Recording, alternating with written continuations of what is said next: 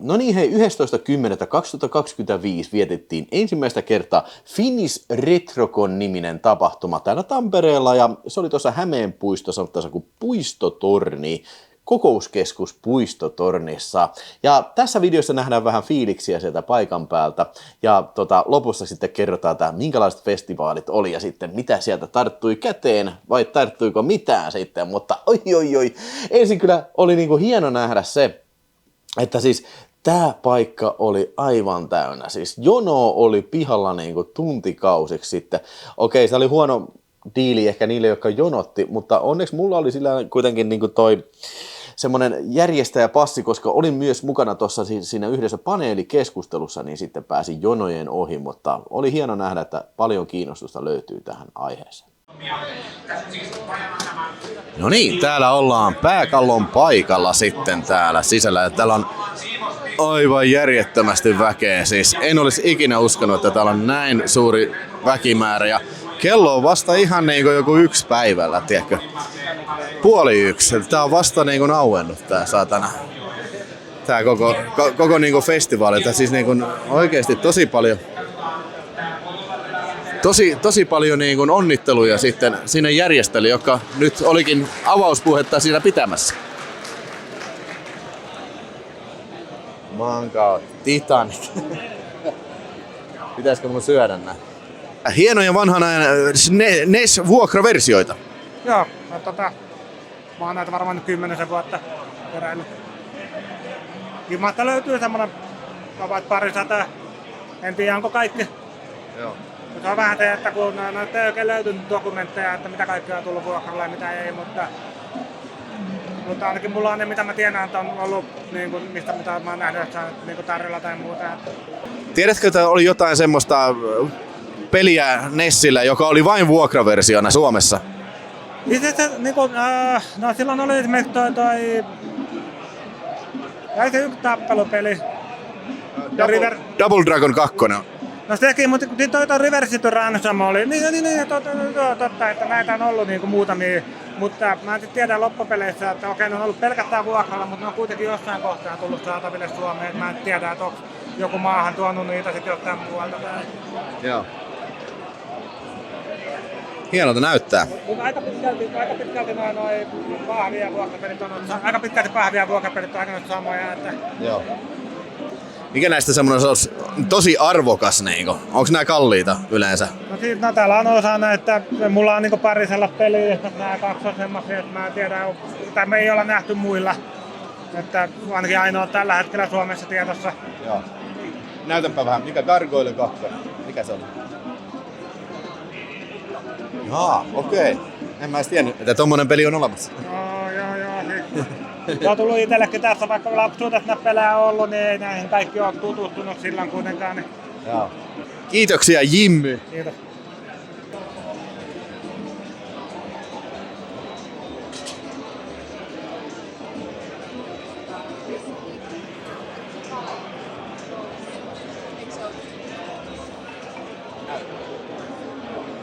Pelikone.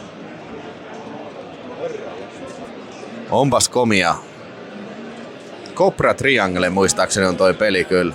Ja sit tossa on tommonen Nintendo peliselektori. Eiks noita ollut tuolla niinku lelukaupassa taisi olla tommosia? Joo.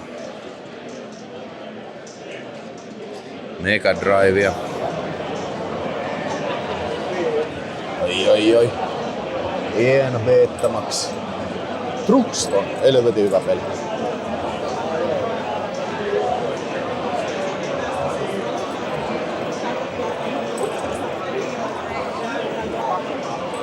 Morjensta, Videospace-kanavalta terve. Sulla on tässä tämmönen hieno setappi. Siinä on kokoelmahelmiä. Joo. Kasari puoliväli plus miinus. Joo. Sulla on se on VHS-videot oikein kunnon vanhanaikaiset. Joo, siinä on eikä mikään tahansa, vaan se on ainakin itselle ainoa pioneeri Hifi VHS, jota mä oon Suomessa koskaan nähnyt. Joo, okei. Eli onko noita ensimmäisiä niinku hifinauhureita sitten vai? Tää on 86 tää pioneeri. Okei, se varmaan on. Ja entäs tää monitori sitten? Tai näyttö? Se on ihan telekkari. Joo. 85. Niin. Ja sit sulla on siinä tämmönen vahvistinsetti, dekki, mistä lähtee varmaan kunnon soundit. Asiaan kuuluu musavideoita siinä sitten. Siinä on pieni otanta omista musavideoista. Joo. Kassuista. Kiitoksia. Hienoa. Pets-leluja. Noi oli kova juttu silloin joskus noin. Namikoneet tai mikä noin toi. Pets Dispenser. Siitähän oli Seinfeldissä jaksokin. On näitä Pets-hommia. Joo. Ai että, muistan vieläkin noin hyvän makuisia kyllä. Noin. Oho, saako sitä ottaa? Oi. Kiitos. Joo, no niin, mä otan tästä. Mä oon Pirkka, joo. Me ollaan veljekset kerätty 28 vuotta Petsejä. Joo. Ja Petsähän on tosi vanha tuote.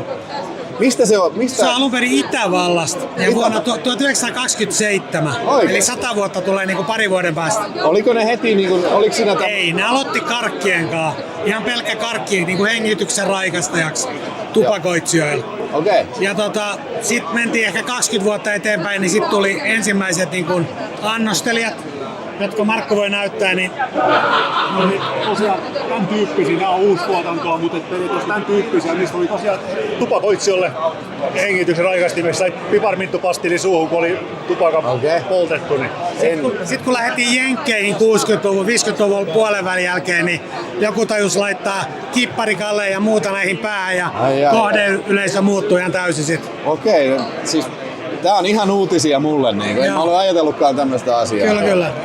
Joo. Tervetuloa mukaan keräilemään. Joo. Facebookista löytyy Petskeräilijä. Käytiin tulla. Kiitoksia. Moro.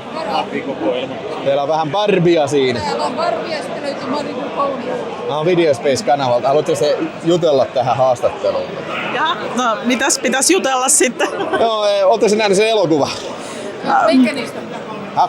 Minkä elokuva näistä? No, tää uusin nyt mikä tuli, missä on toi Margot Robbie. No kävin mä katsomaan, mä en oikein digannut, että mun Barbie-elokuvatkin siirtyi 2002-luvun niihin animaatioihin enemmänkin. Niin, aivan, tai joo. tuohon 87 vuoden PHS-kasetti piirrettyihin. Joo. Saakeli, siinä oli. Niissä on Barbie avaruudessa animaationa. Joo. Onko teillä enemmänkin näitä Barbeja vai onko tää niinku vaan näytteilijä? Nämä on näyttelijät. Mulla on tässä 1/5 ehkä, mitä kotoa löytyy. Joo, siis sama. Hänellä on siis toi Barbie-vastuu tässä ja tää poniosasto on minun. Tällä on mulla Barbeja kotona olisi kanssa, mutta tällä kertaa pyydettiin esittämään poneja ja siis olisi huomattavasti paljon. Poneja on satoja. Kumpi tuli ennen? My Little Pony vai Barbie? Barbie on siis tullut vuonna 1959 alun perin. Kyllä. Ponit tuli vasta 82. Just joo. Okei, no on niillä vähän eroa sitten. On kyllä. näillä eroa. Joo. Ja Barbiella löytyy lehteä. Valtion Monnekin taisi tulla lehteä. Tuli lehteä, joo, mä olisin ottanut mukaan, mutta sit ei mahu. Joo. Et mulla on näitä erikoisempia sarjakuvia, löytyy sitten tämmöstä, mikä tää on, vuosikertakirjaa, PC-peliä, äänikirjaa, tarroja, vanhoja valokuvia. Otas joo. Ja sitten löytyy niitä videoita, kirjoja, palapelejä ja tietysti nukkeja. Eikös tässä tullut joku Nintendo-pelikin joskus? Varmasti on tullut, mulla on Nintendo-konsolia, niin sen takia mulla on vaan PC-pelit. Eli Barbie Magical House ja sitten toi Barbie Super Sports. Joo.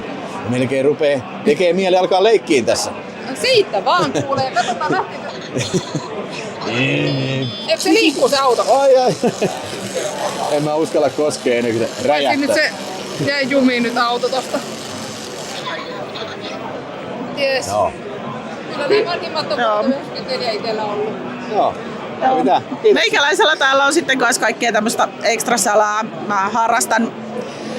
Tässä on radiota ja tässä olisi korvalaput, jos talvella palelee korvia. Ja Se olisi nyt jo tarpeen. näin edespäin, että kaikkea löytyy pyyhekumeista lähtien. Kiitoksia. Ne on poikkeamista sikäli, että ne on ajettavia ohjelmia, ne oikeasti käynnistetään samalla tavalla kuin esimerkiksi pelit. Eli sikäli ne poikkeaa vaikka videopätkistä ihan merkittävästi. Ja sitten demoja ja demoja on monenlaisia. Niitä on eri kokoisia esimerkiksi, on täyskokoisia demoja ja sitten on pienempiä, jos on noita muutamia pienempiä kokoluokkia. Jos on 4 kilopapua, 4 kilopapua, jopa 1 kilopapua ja Hyvää arcade-peliä. Bubble Bobble. koko koodi, musiikki, grafiikka mitä on. Ja se pitää mahtua 1 kilopapuun, 24 papua. Kung fu. Malauta. Malauta. Free play. Malauta. Pitää tulla testaamaan tuota, kun ei ole kameraa kädessä. Ja Spedens peli. Spedens peli.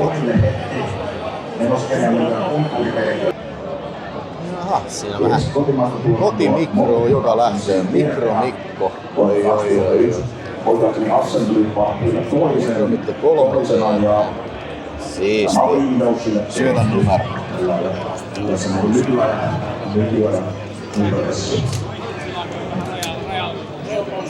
Ei se käy sitten.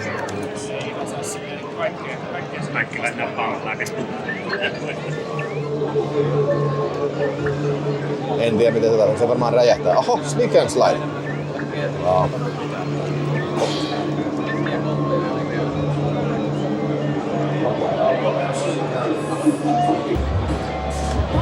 Onko sulla joku, sä olet niin tutukaan, onko sulla joku kanava? Oh. Video Space. Joo, mä Joo. katsoin, sä olit onko tää Tampereella tuossa peli? Peliluola vai? Joo, mä just kotoin me viikko sitten. Joo. Sen. Olin siellä Se käymässä. oli joku live setti. Joo, Joo. kyllä. Sen takia näin niin tuttu. No joo. Sama mies. Ja jälleen kerran pelit jatkuu taas. Mutta siis, sulla on tässä Neo Geo. Joo. Elikkä sehän oli SNK, se konsoli. Joo. Eli mikä oli peliautomaattivalmistaja. Joo, se on niinku periaatteessa arcade-laitteet kotikäyttöön. Joo.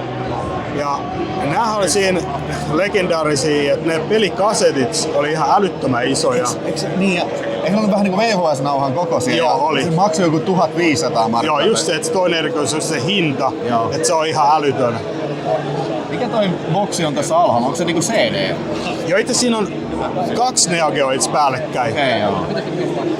Toi alempi, se on tommonen edestäladattava CD-versio. Joo. Ja toi päällä oleva on itse asiassa on niinku SD-luoderi. Et se on niinku, se on kans alun perin niinku CD-versio, mutta siellä on sisällä muokattu ja muodottu sillä, että siellä on SD-kortti, Ahaa. jolla saa ladattua nämä pelit. Eli siinä säästää aika pitkän pennin sitten. Joo. Eikö ne ole aika harvinaisia nämä Neo Geot? Ihan älyttömän harvinaiset. Just äsken juttelin tuossa vieraiden kanssa, ne oli, että ei ole koskaan nähnytkään näitä, ja onko näkynyt koskaan myynnissä näitä. Joo, siis sama juttu. Mä en ole ikinä nähnyt, muistella omaa muksun aikaa. Silloin joskus, tiedätkö, kun oli toi... tuli just, oli Super Nintendo ja PlayStation tuli, niin tää oli semmonen marginaalilaite ja sitä myytiin Suomessakin, mutta se oli aivan törkeen kallis. Ihan älyttömän kallis. Joo, ei mitään, ei toivoakaan, että semmoista olisi voinut. Joo, ei. Mutta joo, hieno laite kyllä. Ja hieno nähdä livenä tämmönen niinku laite. On. Tää on niin harvinainen jotenkin, että Joo, tää ihan pelkästään laitteen näkeminen on niinku semmonen kohokohta. kyllä. Kiitoksia Mesikämmen Media. Ei mitään hätää. Sisäpuolelta, mutta kuitenkin ulkoa. Mä oon mennyt just hänen seurasti, että mä oon Joo.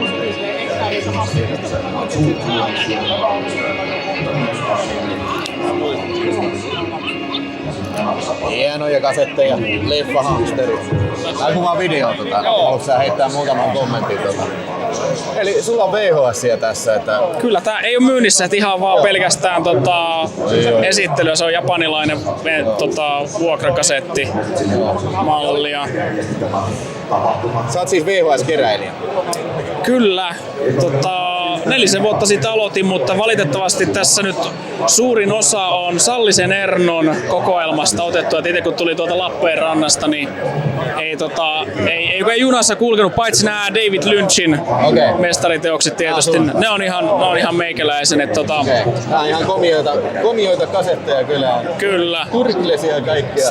Mitä kaikkea?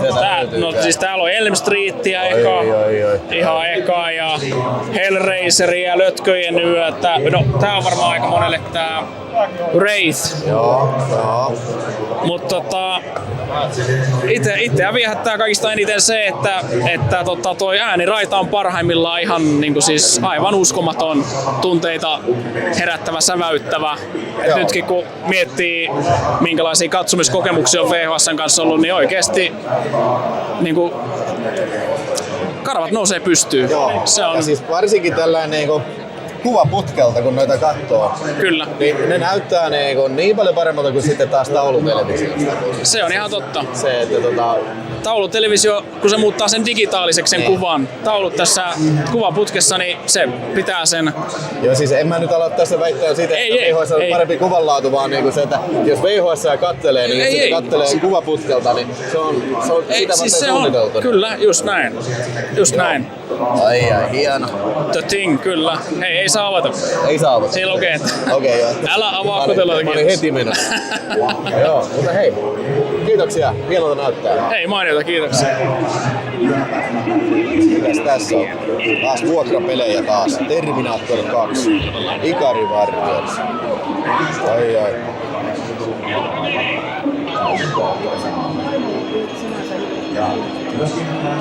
Wow. Tää on myyntipöytä oikein. Joo. Mä en oo sillä on niinku peliekspertti, mutta mitä nää suurin piirtein maksaa? Riippuu siitä. Mä kuvaan siitä videota. Joo.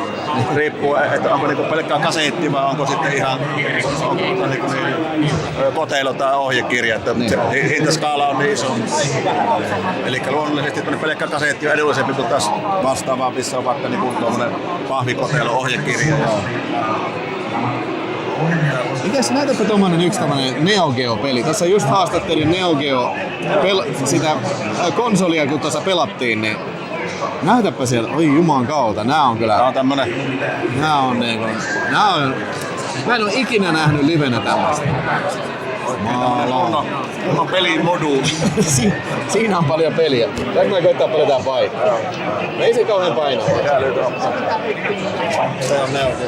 Siinä on kyllä niinku upeita. Ja näähän oli aikanaan tosi kalliita. Joo. Ja varmaan vieläkin. On vieläkin. Joo. Mutta ne oli ihan aikansa huippuluokkaa, jopa 55 megaa. Joo, oli graafisestihan nämä on paljon hienompia kuin moni näistä, mutta sitten se hinta tuli ehkä siinä se ongelma. Joo. Kiitoksia. Se oli muumipeli.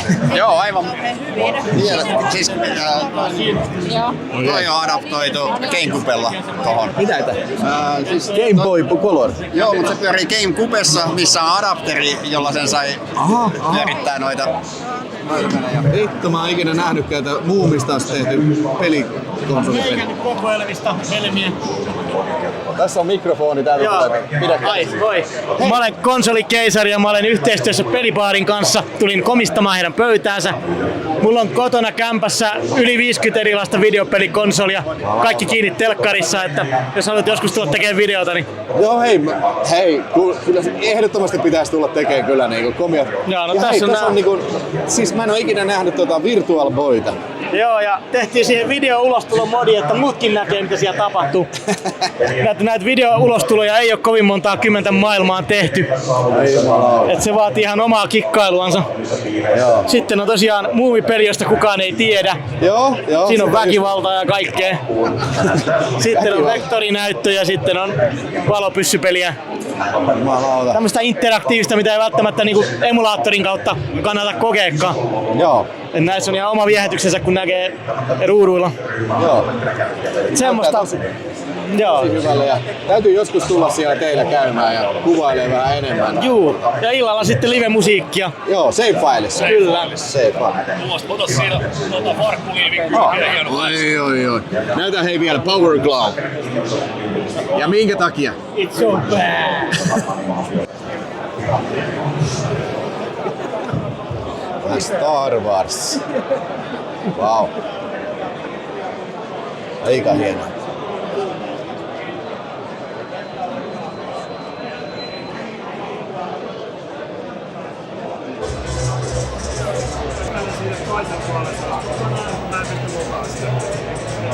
Näkee, että joku on todennut, että ei vittu mitä sä teit ja pisti siihen teipit päälle, ettei se enää menisi sinne.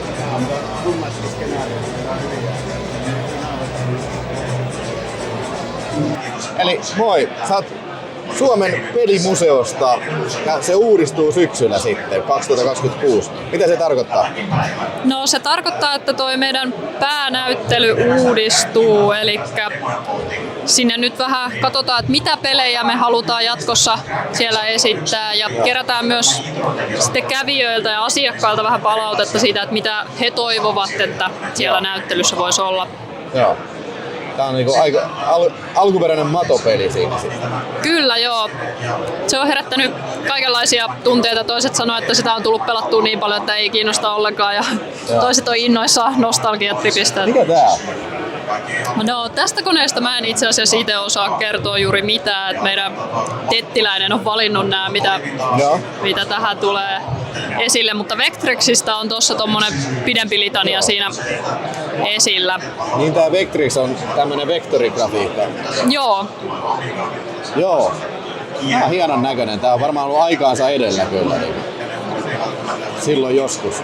En mä tiedä, 82 vai jotain semmoista. Kyllä, mutta sillä on itse asiassa aktiivinen fanikunta edelleen, eli niitä pelejä kehitetään vieläkin. Se on aika mielenkiintoinen yhteisö. Kiitoksia. Kiitoksia.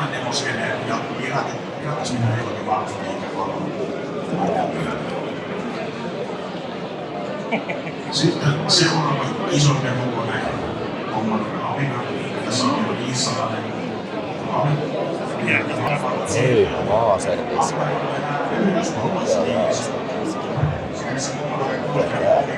Mikä on mega laserdiski? Herra jestas. Voi vitsi. Galaxy Force. Nää on jotain ihan hienoja. Täytyy palata sitä. Wow.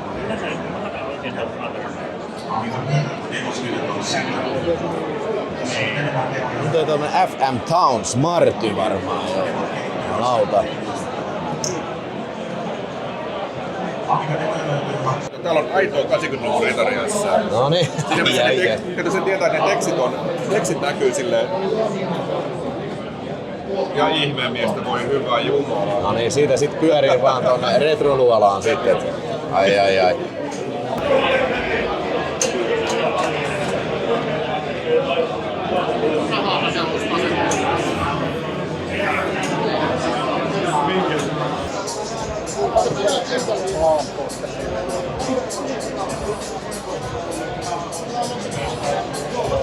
Vähän Mega Drive ja Super Nintendo retropelejä.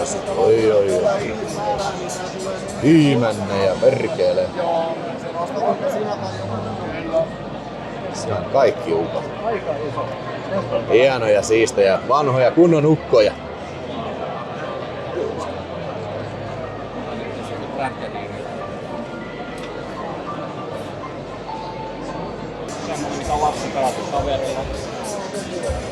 Aha. Löytyykö mitään? Herra Pulivääpeli, löytyykö mitään? Kyllä täällä kaiken näköistä on. Nyt on vaan sillä että en oo oikein tuohon VHS-ään niin sillä lähtenyt. Pidä sitä mikrofonia. En oo oikein tuohon VHS-ään niin sillä lähtenyt, mut vähän kutkuttelee. Joo.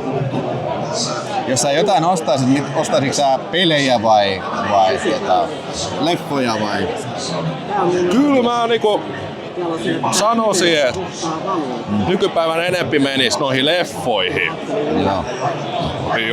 Oi. Siinä on hyvä Vilmi. Mä iski samaa tien haastajaa silmäni. Ronssonia. Tuli vaan sanoa morjesta.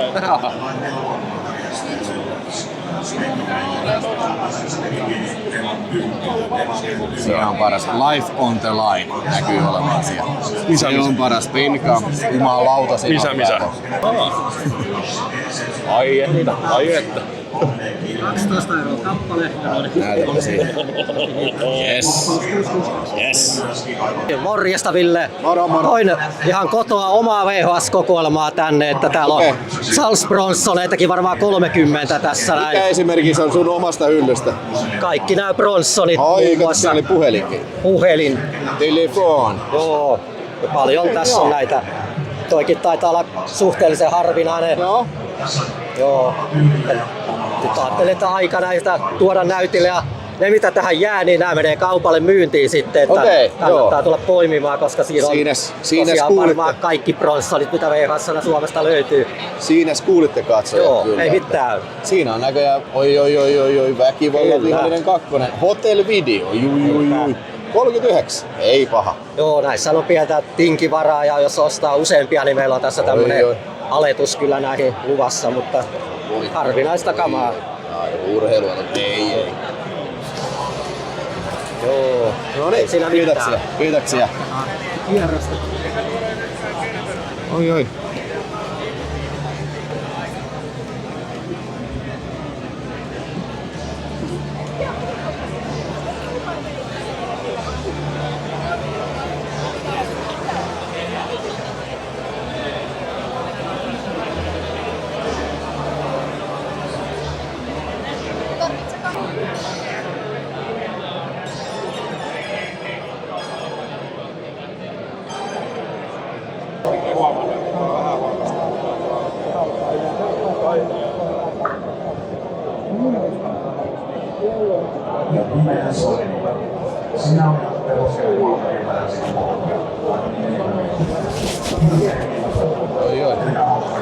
Mitäs täällä on? Ei.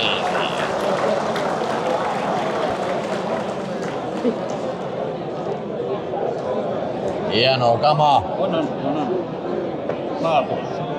Laatu. Ai että, joulupukki ja marssilaiset.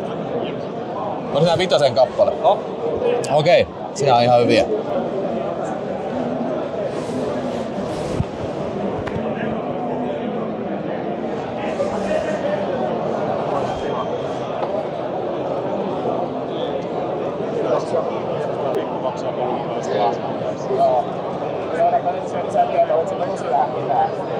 Ei siitä siis tuo pieni lapsille, se on harvinainen.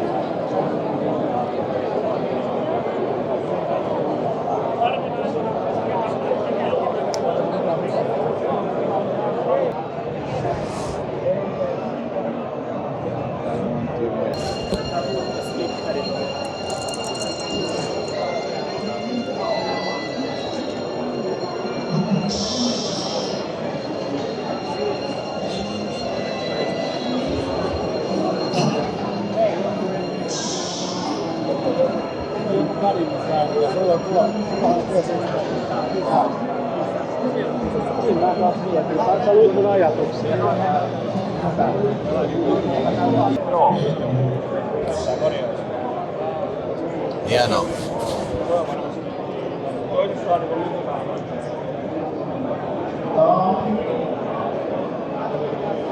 Oi, siinä on kunnon laserdiskejä kyllä, japanilaisia laserdiskejä.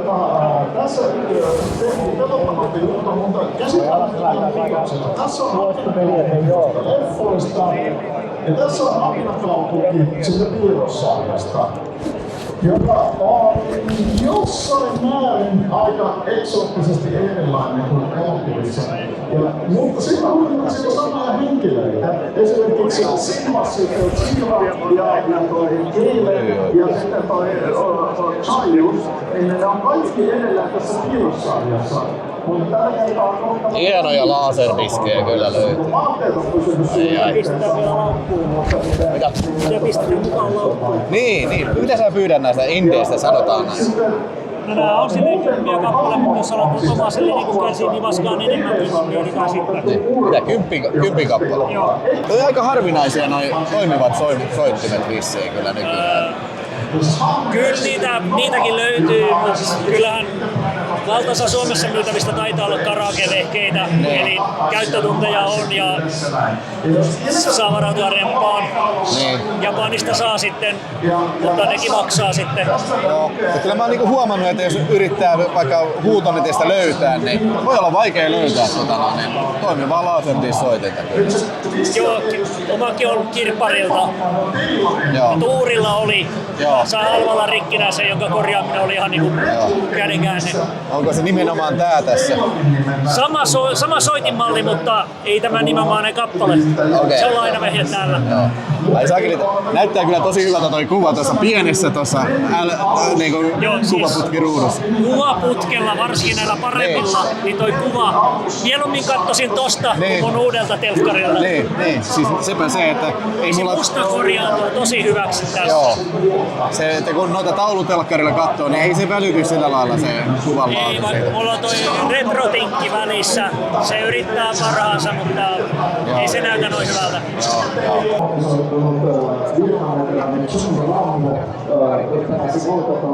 Ensin taistelemaan ikäviä punaniskapoliiseja vastaan ja tuhoamaan pienen junttokylän vuoristossa. Ja sen jälkeen todellinen hitti vuonna 85, niin loppujen lopuksi Rambo pääsi todella asiaan käytyä vielä enemmän salilla. Hän palasi Vietnamiin ja tuhosi koko maan muutamalla luomalla. Mr. Laakson, miksi näitä tullut elokuvina? Onko sä sieltä päin?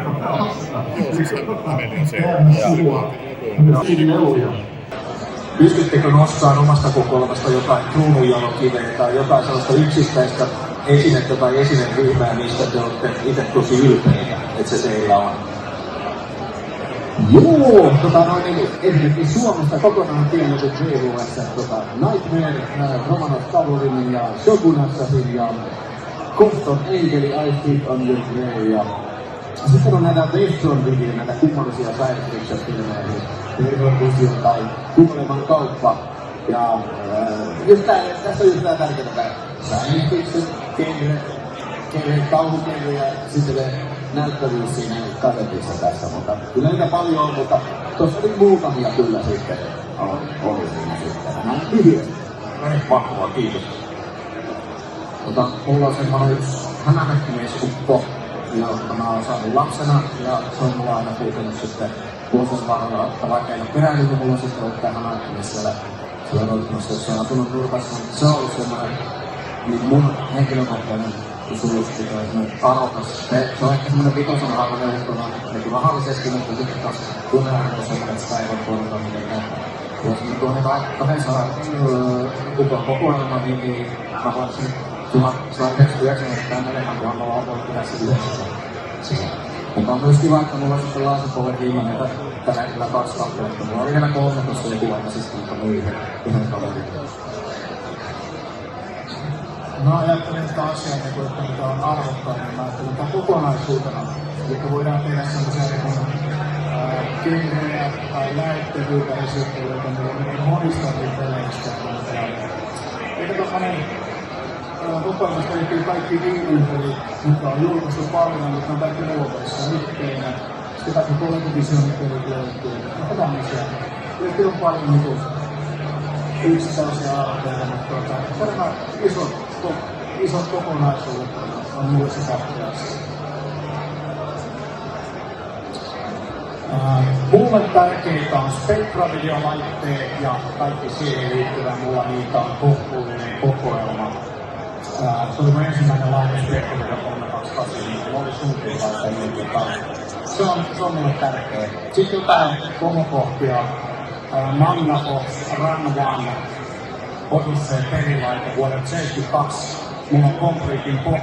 Täydellinen paketti, paitsi Multa puuttuu toi Ralph Bayerin nimikirjoitus, mikä Manulta löytyy.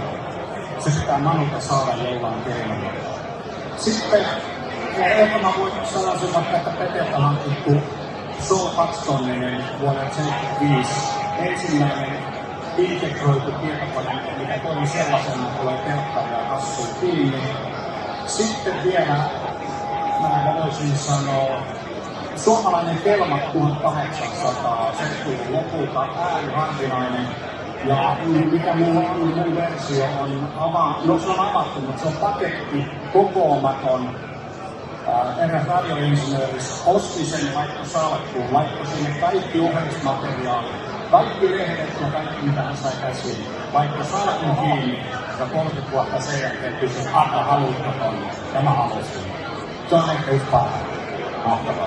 Joo, semmonen oli tää Retrocon ja oli kyllä todella hieno tapahtuma. Oli kaiken näköistä hienoa ihmistä siellä, hienoja laitteita, hienoja niin kuin puheita näitä, kaikkea näitä paneelikeskusteluja ja näitä esitelmiä. Ja ennen kaikkea todellakin oli hieno nähdä, että täällä oli näinkin paljon kiinnostusta todellakin. Tosi isot onnittelut Ernolle ja kaikille muillekin järjestäjille siitä sitten, jotka varmasti oli ihan yhtä yllättyneitä siitä suuresta sukseesta, mikä tämä sai.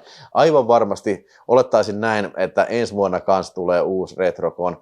750 ihmistä taisi olla maksanutta sisäänpääsymaksajaa, eli todella paljon jengiä kyllä. Siis olin hieman pessimistinen ja näin ajattelin, että kun se oli tämä tapahtuma ilmoitettu, niin mä ajattelin, että mahtaako sinne tulla ketään, että tyyli niin kuin ehkä 100 jotain niin kuin, tiedätkö, vanhaa äijää, ehkä yhteensä käy siinä, mutta olin todellakin onneksi väärässä ja hieno juttu, että olin väärässä ja todella ylpeä ja iloinen olen kyllä tapahtuman järjestäjistä sitten.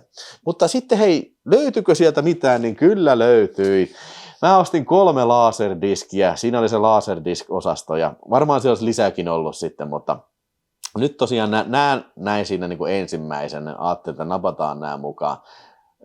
Olisi voinut, nyt vähän jälkeenpäin nyt harmittaa, että en jäänyt niin kuin pläräämään, siellä oli isoja laatikollisia niitä sitten laserdiskejä, mutta siis kun sitä jengiä oli tosi paljon, mä kuvasin videoa, niin siellä oli vaikea liikkuakin välillä, niin mä en nyt jäänyt siihen sitten, mutta kuitenkin pidemmittä puhetta, niin näytetään nyt sitten nämä leffat, mitä sieltä tuli ostettua, ja kyllä Indiana Jones ja Tuomion Tomppeli sitten toisena, ja kyllä varmaan arvaatte, että se on sitten Indy on tämä viimeinen ristiretki, Last Crusade sitten. 3 laserdiskiä, ja jos mietitte, että mikä tämä on tässä sivussa, niin tämä on japanilainen tämmöinen obi, tämmöinen panta, mikä näissä on monesti pistetty sitten, että tarkoittaa sitä, että japsiversioista me puhumme sitten kyllä. Ja näistä tämä taitaa olla ainoa, missä on 2-puoleinen levy, tai siis 2 erillistä levyä, tämä Last Crusade, onko tämä muuten, tämä taitaa myös jopa olla gatefoldi, katsotaan sitten, jos mä saan tää auki, niin näytetään sitten vähän gatefoldia. Gatefoldi tarkoittaa siis sitä, että se aukeaa tuosta keskeltä sitten nätisti, mutta katsotaan nyt sitten, aha, täällä on tämmönen toinenkin muovi sitten, niin, no, jees, joo, kyllä, gatefoldi on siinä, ai, kun on hieno. Ai, kun on hieno, perkkaale. Joo, ja tosiaan japsiversioita. Näissä lukee tällä lailla, että digital audio. Nyt sitten, jos siellä on tietäjiä, vaikka Aceman, niin onko tämä nyt sitten se alkuperäinen audio? Koska mä tiedän, että niin kuin Indiana Jones ja nämä kaikki osat sitten näissä Blu-raylla, DVDllä, mitä 4K:lla, niin ne on muutettu ääniä. Ei ole alkuperäinen ääni, mutta kiinnostaisi tietää, että onko näissä laserdiskeissä vielä alkuperäinen ääni vai onko nämä jo sitten jotain muuteltua niin kuin uusinta julkaisuja sitten. Että Lucasilla on tapana muuttaa näitä omia elokuvia, niin se kiinnostaisi tietää, mutta mulla tällä hetkellä ei ole sitä tietoa tässä. Tässä lukee Dolby Surround Stereo sitten ja tämmöinen oli vielä tämä Raidersi. Ai että, nämä näyttää kyllä hyvältä. Nämä vois oikein niinku, tiedätkö, alkuperäinen kansitaide ja kaikki, niin ne vois oikein niinku tapetoida tuohon seinään, jotenkin pistää roikkumaan taulusta sitten kyllä. Ja tää tosiaan tää obipanta lähtee siitä sitten irti, että näissä on kaikissa ihan sikasiistit nämä Tää on kansitaiteet kyllä. Ehkä mun mielestä kaikkein paras on tässä kyllä, tässä Ridersissa sitten, mutta kyllä nämä kaikki aika siistejä. Varsinkin tämä gatefold-systeemi sitten kyllä. Ja hintakaan ei ollut mitenkään älyttömän korkea. Että nämä oli siis 10 € vaan kappale, että 30 yhteensä näistä, joten mun mielestä koko Indie-trilogiasta niin ei mikään paha hinta edes. Kiitos vielä siitä myös, että sain itse olla mukana siinä tietyssä pienessä kapasiteetissa ja odotan innolla seuraavaa vuotta ja seuraavia Finnish Retroconeja. Tämä raportti loppuu tähän. Me katsotaan seuraavassa videossa sitten uusia juttuja siinä. Kiitos, että katselit ja näkemiin.